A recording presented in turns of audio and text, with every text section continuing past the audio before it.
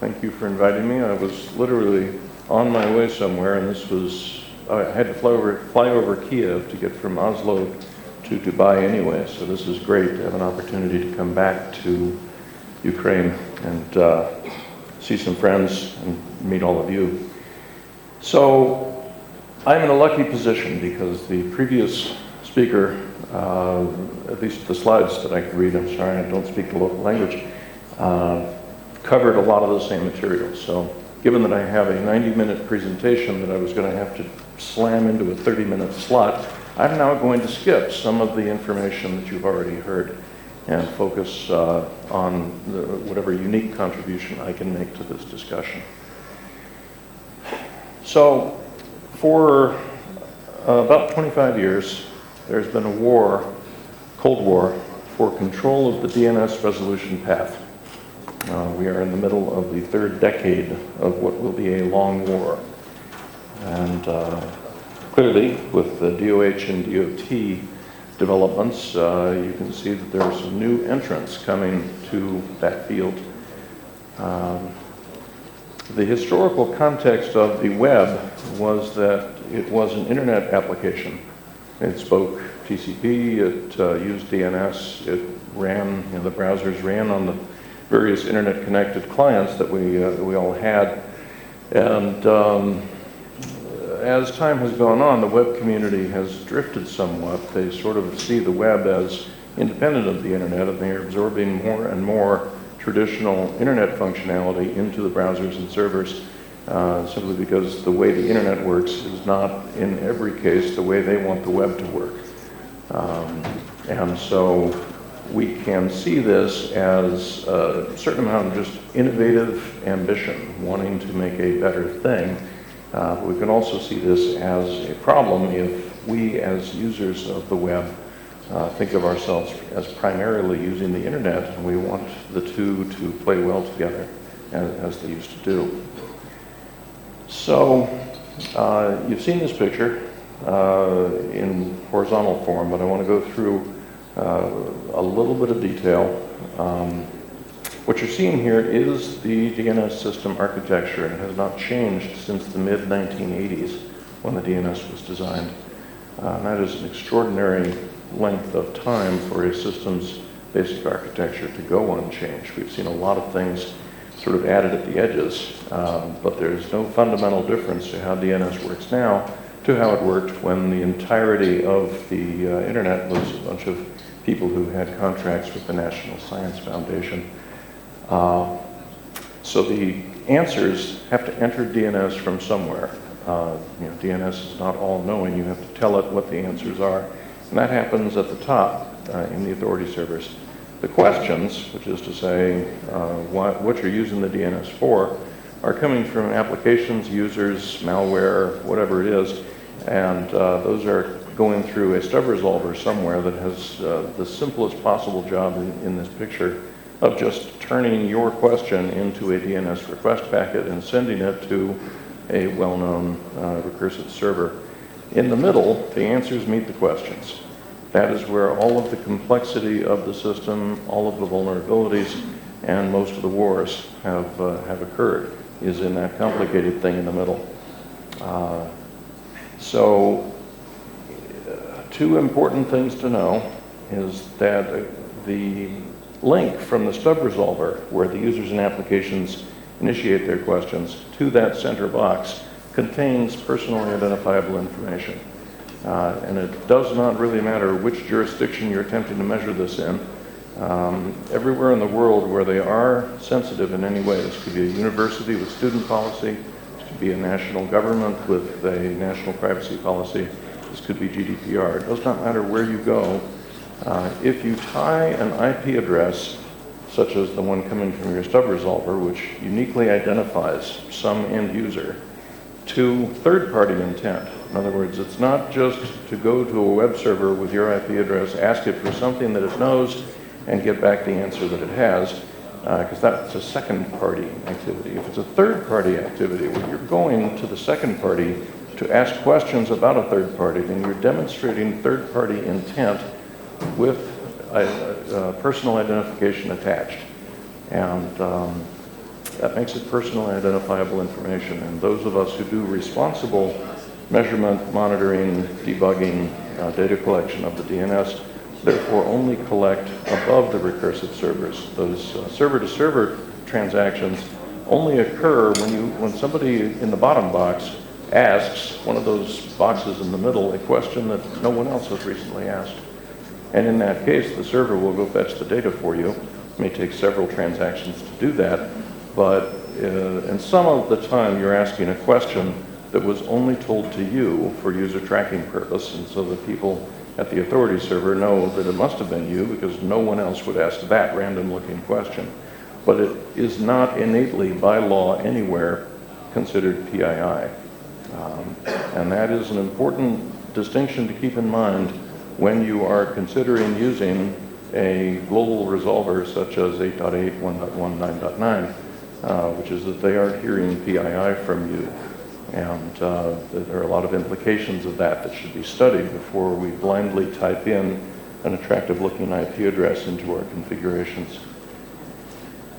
This is the topology as it was a few years into the commercialization and privatization of the internet.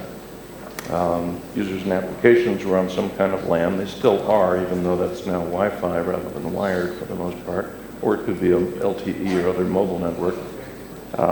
If it's not a mobile network, then probably it's part of a house or an apartment complex or a school or some other campus. There will be one or more ISPs, and then that connects you to the internet. And I'm drawing this to let you know that in 1999, there tended to be a recursive name server on the LAN, running on some server that was on the LAN, and you would talk to that one because you ran it, it was fast, everything was good. But as the internet got bigger, a lot of the campuses that were attaching did not have the expertise to run their own recursive servers. And I guess bind was pretty hard to get going at the time. Today they have better choices. Modern bind is much easier to use. There's also unbound, CNOT, Power DNS, there's a lot of good choices. So what that meant is that the recursive name service got pushed further and further from the users and applications until it reached the ISP. And so that's why a lot of us are using a name server provided by an ISP rather than one that's in the building with us. There is no technical merit in this. It is just the way things rolled out.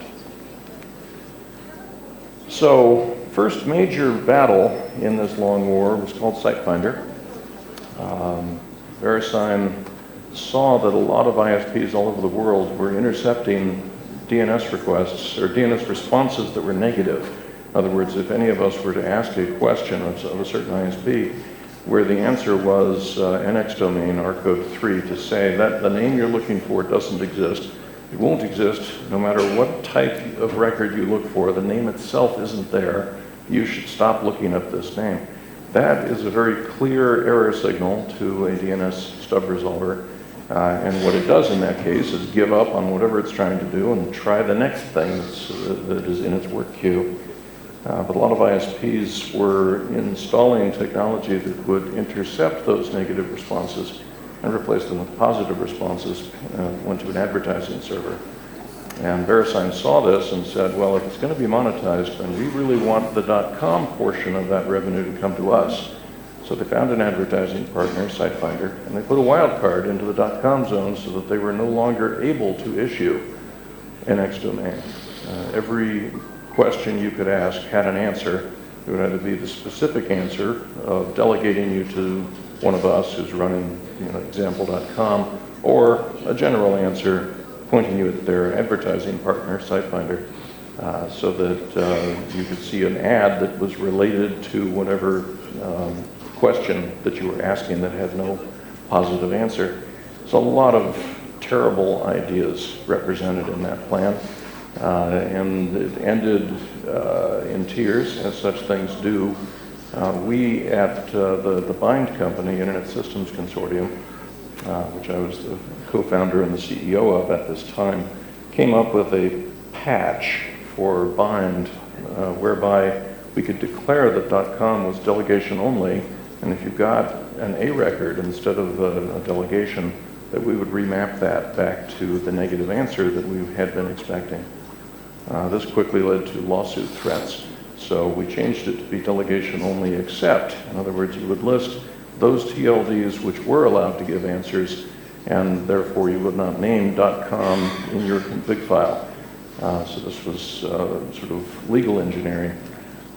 We were all sued. Everybody on the ICANN stability committee was sued, and we all got these cool t-shirts naming us as Vericrime accredited site-finder co-conspirators. That was created by Olaf Kolkman, who at that time worked for NCC, and as you can see, it was a thing of beauty. Eventually, they resolved the lawsuit, making us all wonder if perhaps it was a mirage, and nobody actually cared about this, and they were just trying to get a better price on the .com renegotiation. But in any case, this was the first time that it hit the headlines that there was a war for control of the DNS resolution path. There have been plenty of activity. This is the first famous moment. So the next stage of this was OpenDNS. They decided that having the recursive name server very far from the user, in other words, no longer on their LAN or their campus, but all the way up in their ISP, was still too close. And so they created a recursive DNS service using Anycast, where they could answer those questions from the far side of the internet from where you happen to be. And they did the NX domain redirection thing for advertising, but it didn't make them any money, so they stopped that. They were the next generation. They've learned how to fail fast. When something is clearly not going to be part of your exit, you stop doing it. So the next trick was to intercept lookups for www.google.com, which was controversial. But it was not a lie. They weren't pretending to be Google. When you typed that name, you got a search page that said OpenDNS. And you type your search string, you hit the I'm feeling lucky button, and then at that moment you would be redirected to a Google server. So they were not trying to steal revenue from Google. Google still got all the traffic. What they were trying to get was the keywords that you were interested in, so that they could sell that to advertisers about your IP address, because as I mentioned, the queries coming to their server uniquely identify an end user. So if you were wondering why Google decided to get into the DNS business and create 8888, they've never said we did it because of this, but they did do it in the same month. So we can expect that Google looked at that and said, the only way we're going to keep someone else from getting the keywords that go into our search engine is if we run an even bigger service than OpenDNS. And since then, IBM for 1.1 and 9.9 and Cloudflare for 1.1 have gotten into the business. There are about 200 more IP addresses available that are n.n.n.n. I blocked them all in my networks. I'm just waiting for them each to become an Anycast recursive name server, because it's clearly a good business for a lot of people who want to monetize my privacy. I'm not interested. But if you want to do that, I'm sure that Axel can set you up with some of the names in the right address space for a price. So this, of course, led to something. Every time you do this, it's a perturbation of a closed-loop control system, and it does respond. So the content delivery network industry, and this was mentioned in the previous slides, but I want to explain just the privacy aspect. They used to guess the topology of your web browser by looking at where your DNS query was coming from, because they figured it was on campus, it was on your LAN, it shared topology with you. That turned out to be a short-lived assumption, because once the traffic was going through OpenDNS or Google or any of these other widely dispersed recursive name server Anycast plants, you no longer shared topological fate between the DNS question you asked and the later web query that you would ask. So they concocted a scheme called EDNS client subnet, whereby the cache miss traffic, which previously it had no PII in it, now has PII because it has the /24 that identifies where the stub resolver came from. A lot of us complained that this was a fundamental shift in the way privacy worked in the DNS, but we were ignored. The IETF said, no, we're not doing this, it's too controversial, so they did what we all do, they just built it independently and got millions of people using it, and then came back to the IETF and said, now that it exists, wouldn't you like to have an RFC that documents it? So that is often the way I get things done in the IETF, so I can't fault them for it. But the point is, the people that develop a lot of recursive name servers did not get the memo about that /24 business. So as a member of the CRoot team and previously a member of the FRoot team, I can tell you that we see an awful lot of eDNS client subnet options that fully specify the end user's address as a /32 in IPv4 or as a /128 in IPv6. So there's considerably more information being sent to these authority servers than they need in order to do any possible work they might want to do involving your topology. And this thing is, it's so bad that not even Cloudflare uses it. So if you're getting queries through 1.1 at your authority server, you're going to see there is no eDNS client subnet because it is clearly a bad idea. So waiting to see how that ends. So this is the new topology. You now go to the far end of the internet, out the other side, to a recursive server who then uses your topology information, hopefully only your topology and not your end address, to send you to the CDN. And again, what we're seeing is the recursive DNS function moving even further from where it needs to be. I run one in my laptop. I don't need one further from me than that. So there's a lot of money to be made doing this because you get to see a lot of data. And the trouble this then created is that we had a bunch of unauthenticated clear text transactions going through an unnumberable set of middle boxes and middlemen who could each either monitor or filter or perhaps answer differently. So the idea that you're going to move your recursive server further away means that you have to develop new ways to protect that traffic because it's now got a much larger attack surface. So that's what was done. Dan Bernstein developed something called DNS Crypt, which did not really catch on. But then the DNS over TLS working group came up with, I think, a pretty good system. I had very little input to it, except please use a different port number, which they did. And that is working fine. And if we could just get that rolled out everywhere, then we would have far better privacy of our DNS transactions. However, the web team had a different objective.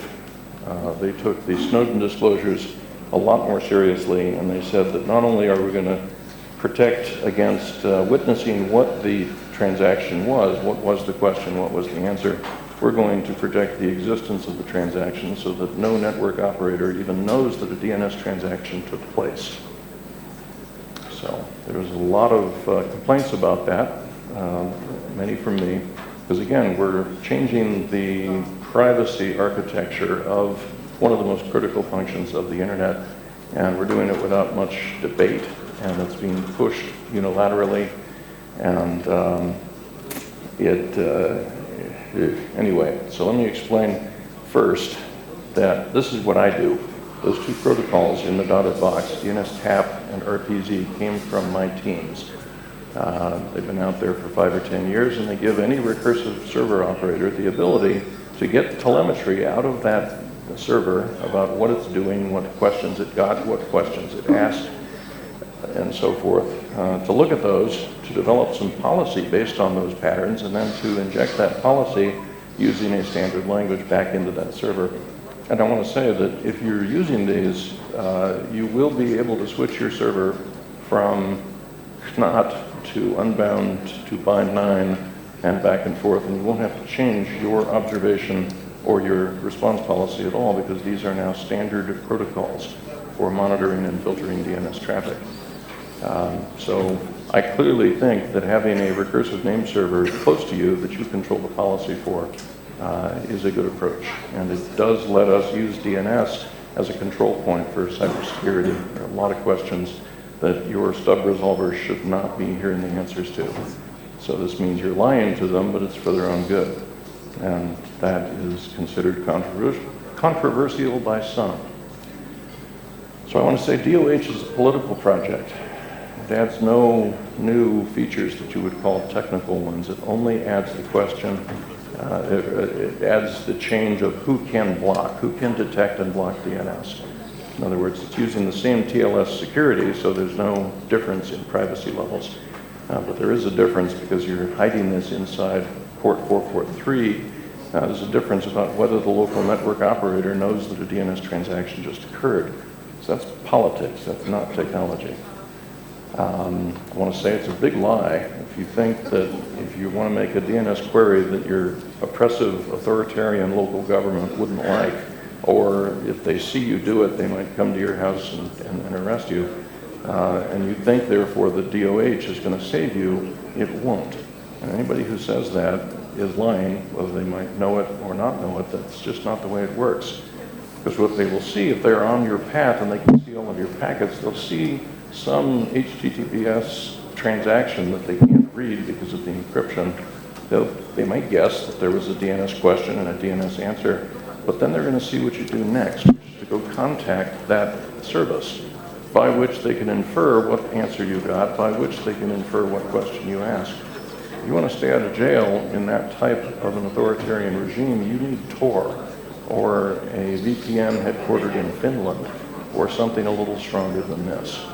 So what this will do is cause a lot of disruption on local network security policy. What it won't do is make anyone safer. The rest of this has already been mentioned. So I don't like being lumped in with authoritarian governments. I know that when my children were younger, they certainly thought that they lived in an authoritarian regime because their DNS did not work the way it did at their friend's house. But that's fine. They can grow up and move out. And until they do, I'm responsible for their safety, and they're going to get the DNS I want them to get and no more. And my CISO at my day job has a similar view about our corporate network, which is that it is not up to Cloudflare and Mozilla to decide what our employees or our services are going to do DNS-wise. And the problem that we're having is one that the progenitors of DOH did not understand at all, which is that we have a lot of things that want to make queries from our network that don't want to be observed. There's a lot of malware, for example, that gets in, and we need to see it. In fact, looking at their DNS requests is often how we discover that someone is infected with malware.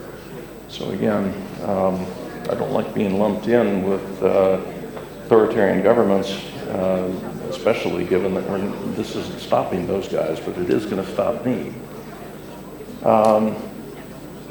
So the game here is to force us all to make a difficult choice and to simply removed all attractive choices from our available set, and they've said you can either do something you hate or something you merely dislike, but you don't get to do anything that you want to do anymore because we are unilaterally removing that.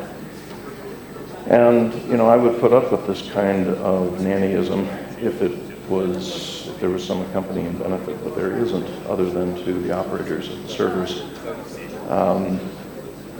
And there's a naive view that we're going to somehow stop the Chinese Communist Party from having thought control over their population if only we can make the internet complicated enough that they won't be able to intercept what their citizens do.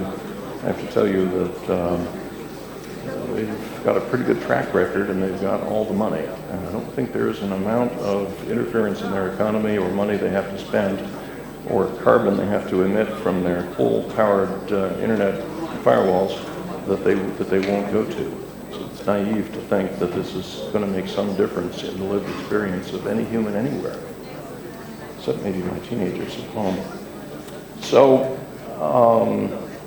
there are a lot of ways that the internet is governed. Ripe is an example of a good way. You get the community together, you ask them what you should do, you make yourself effective at doing what the community wants, and then you're relevant, you're successful, you grow, everything is good.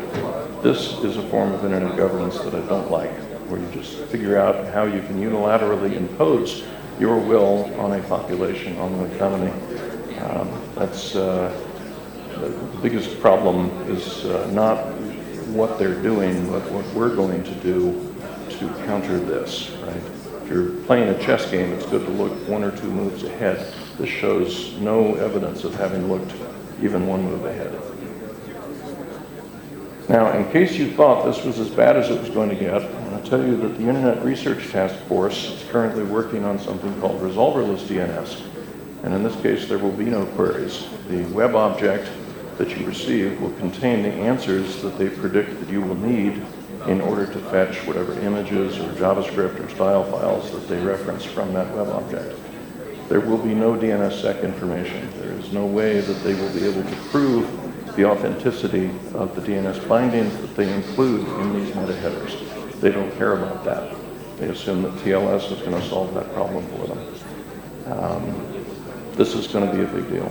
And I don't know exactly how we're going to keep it out, but it may be that a browser capable of believing that will not be able to run in most enterprise networks as a matter of corporate policy. So before 2019, nonprofit public benefit charities like Mozilla were a little bit more like I described right to be. They were servants of the community. They waited for permission to do things, and they offered you, they paved new roads, but they allowed you to decide when you went on that road. This is not that. By the end of this month, September 2019, they will have converted all Mozilla browsers that they have geo-fenced inside the United States of America to use DOH, and they will use a trusted recursive resolver selected and audited by Mozilla, and they're going to make that change as an opt-out matter. They're going to make the change first, they're going to notify you that you did it, but if you don't change it back, then you're going to be sending your DNS requests not to wherever you got DHCP pointing, but to one of their trusted recursive resolvers. And it doesn't matter that that is Cloudflare. Whatever complaints or questions you have about Cloudflare are irrelevant. It's the fact that your DNS traffic is being rerouted without asking your permission first that you should be concerned about. It also doesn't matter that it's to the United States. I know that there's national security letters and various apparatus that we should be concerned about there, but it wouldn't matter what country it was in if we're going to change what a browser does in terms of sending the most sensitive information that user has, which is their DNS queries, to a party they don't have a contract with and that they didn't pick. But this is the new definition of privacy, which is that they inform us in advance that they're not going to be informing us in advance. So we have a date for a date. The internet has succeeded because it depends on cooperation. It's much different from the OSI protocols that were being developed by various telephone companies around the world. It's different from AOL with its modems. It's different from Minitel in France, which is that if you don't cooperate, you can't use it. You have to speak the right protocol or you can't be heard. You have to respect other people's address assignments and domain name assignments and code point assignments, or again, you will not be able to communicate with some parts of the network. And it's always been possible. You see, what you see on the screen right now is alignment. There is a clear way for a beam of light to pass through all of the open doors. But any of those parties has always had the power to move up or down in order to say, that traffic isn't going to happen here. I, having the role I do in the path of this traffic, forbid it. And if you want to get around that, there have always been tools like Tor that some people can use. But this is really the first time we have an internet standard containing the words, this protocol is designed to prevent on-path interference in DNS operations. And I'm quoting that from the introductory paragraph of RFC 8484. And I consider this a travesty of the traditional responsibilities of the IAB and the IETF. And I probably won't sit by quietly and do nothing while it happens. Again, this is an old game. You simply take all the good choices off the table, leave somebody only bad choices, and then they can pick the one that is least bad for them. And my usual response to that is to say, look, possession is 9/10 of the law. And it's the internet, a network of networks, not the interbrowser, a network of browsers. And you're going to, since I remain responsible for all the traffic leaving my network, I'm going to have a say in what traffic leaves my network. You're not going to change who owns what on my watch, is my answer to the 5 choices I've been given is none of the above. So, my network, my rules, So the PDF of these slides will be available if you want to read through this, but I know we're pressed for time, so I want to leave some time for questions and answers. What I will say about the answers to what comes next is that there are some technology solutions being explored which will make everything more chaotic and worse, kind of like the anti-spam solutions cause mail to be less reliable in order to stop the truly bad stuff.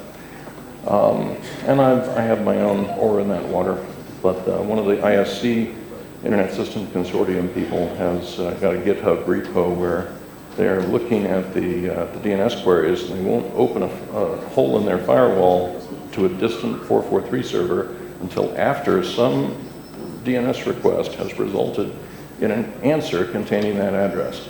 I don't think that's going to work, but it shows you the type of things that we're all now going to have to think about because these choices have been imposed upon us. So, I really did say what's on this slide.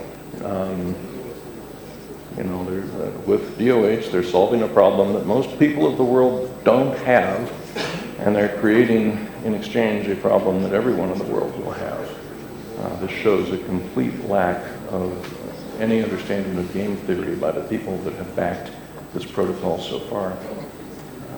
So, naturally, this particular reporter asked the companies that are involved in this to please comment on my remarks. And you can tell that they both have well-developed corporate PR departments who are able to answer the wrong question in an irrelevant way, but in a way that sounds responsive to most of the people who don't understand the underlying issues. I will tell you, having spent a lifetime fighting this type of thing, that it takes at least an order of magnitude more energy to fight it than it does to generate it. And they are corporate persons, and I am a real person, so their assets are much greater than mine. In any case, we also have some unreal persons that we need to worry about. I saw this in my mailbox the other day. The fact is, my netbsd.org account has never been associated with any eBay account, so this is wrong on the face of it. But every one of you has received mail like this, if not this week, then last week. And the way I do my filtering at home is that no DNS response from the servers that would help this crime go on. If I hit the login now button, they're going to steal my credentials, but they can't because I've got DNS filtering in place, and this particular website is at an ISP that I won't let my stub resolvers talk to. It works, and it's a lot better than me having to go browser by browser through my whole family and make sure that every one of them is connected to the right parental controls machinery. That's why we solved it at the DNS level once and for all.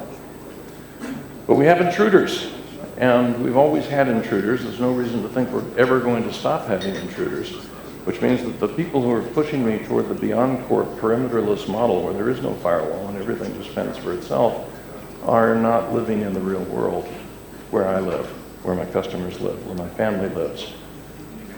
Software intruders like malware, hardware intruders like IoT or poison supply chain, wetware intruders, actual people who can somehow pringle my Wi-Fi and get onto my Wi-Fi data in the form of these DNS transactions. There are a lot of things that are able to get into my network, and I believe that I have responsibility over what that network receives and over what it sends. At least I will be held responsible by others.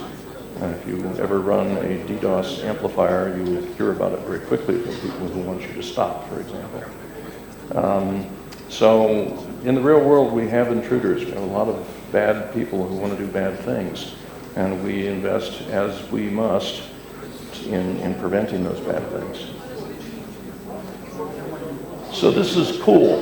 This whole thing is very cool. There's never been a distributed, coherent, reliable, autonomous, hierarchical database until the DNS. And there's never been a system that is scaled by 9 orders of magnitude without having to change its basic architecture. We should be proud of all of that.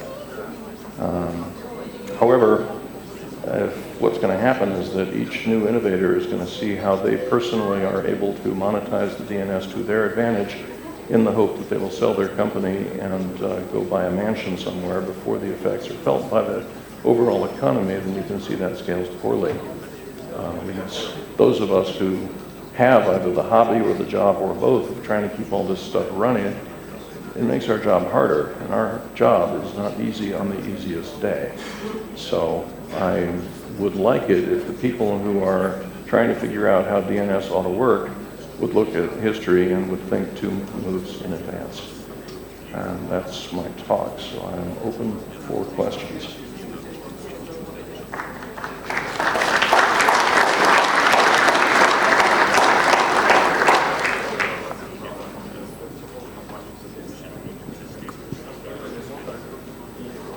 Вопросов нет ни у кого, да? Есть. No questions? Paul, do you have your translation device? Thank you very much for your talk. And the question is, on your opinion, will internet stop exist in some near future? So there's a joke about that, which is that in the year 2050, in addition to whatever climate change challenges we have, we will have something that connects the world's digital assets, and we will call it the internet. It's probably not going to look very much like today's internet, and you might not call what they will call the internet, you might say that's something else. And the reason is it will have a lot of walled gardens. It will be balkanized, if that's a word, for former Yugoslavia.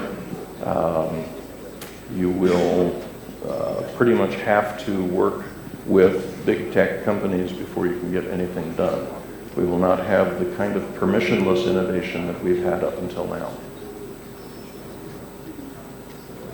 So will internet be like the storage of some data for education in future? What do you think?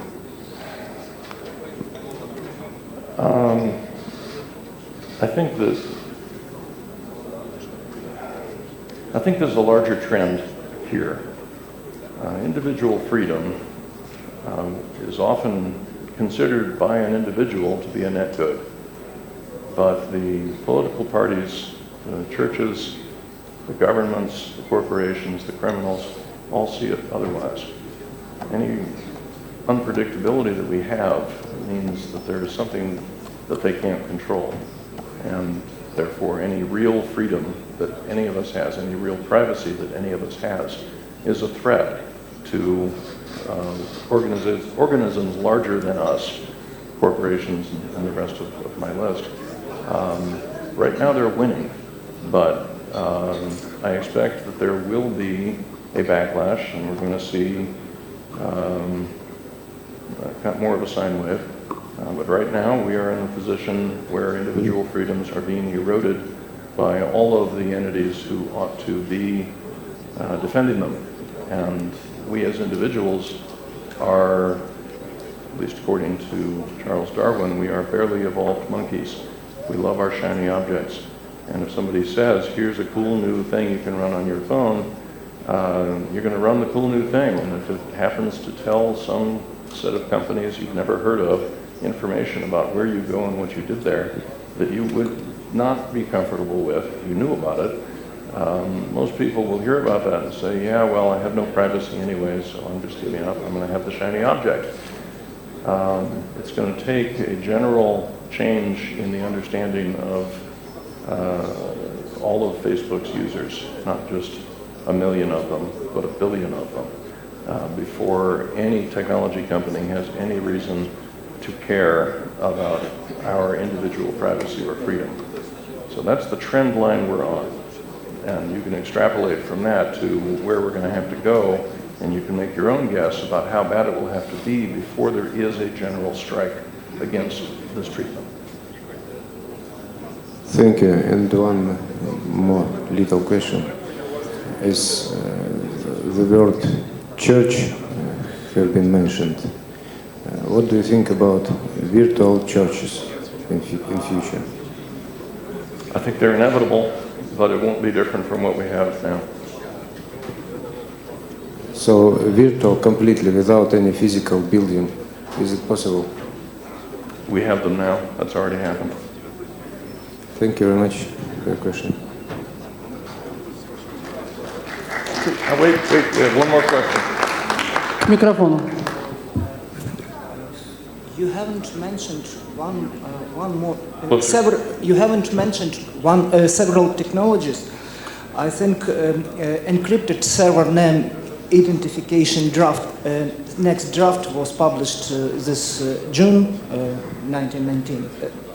And what do you think about promises by Mozilla to embed encrypted server name identification support to their not nightly build as that was for a year, but in production build to be released next of this month. You have mentioned about DNS over HTTP, but what about this not yet adopted, but just draft encrypted server name identification? Do you think it's a game changer anyway? Thank you. So I took that slide out in the interest of time. So TLS 1.3 with encrypted SNI is designed specifically to be not interceptable. The way we've been doing HTTPS has permitted next generation firewalls, like the one from Palo Alto Networks and their competitors, to transparently intercept your outbound HTTPS request, pretend to be the far end you thought you were talking to, and then let you, it will decrypt everything that you send so that it can decide whether that is or is not in compliance with corporate policy. And there are a number of compliance regimes around the world, especially in the United States, that rely on this. And in other words, now that you can't do that anymore, those companies have a legal responsibility to simply put a full proxy in place using SOCKS or the HTTPS proxy protocol, so that every client who wants to reach outside the network is going to have to know that they are speaking to a proxy. There are plenty of clients, especially IoT and ICS, that cannot be configured to use a proxy.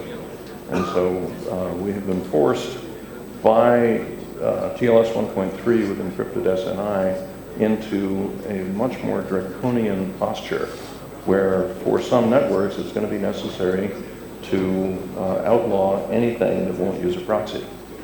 Now I want to say that in Germany,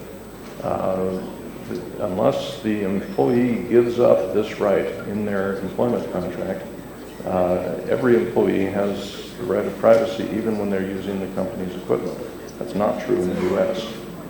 In Britain, to the extent that there still is a Britain, they have that policy so that if an employee wants to reach their online banking service from their desk while at work, the company is not allowed to look at that.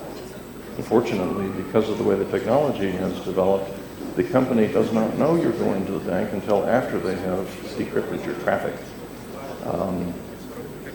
I'm not sure exactly how all of this ends, except I believe we're going to be forced to do full-time proxying all the time. And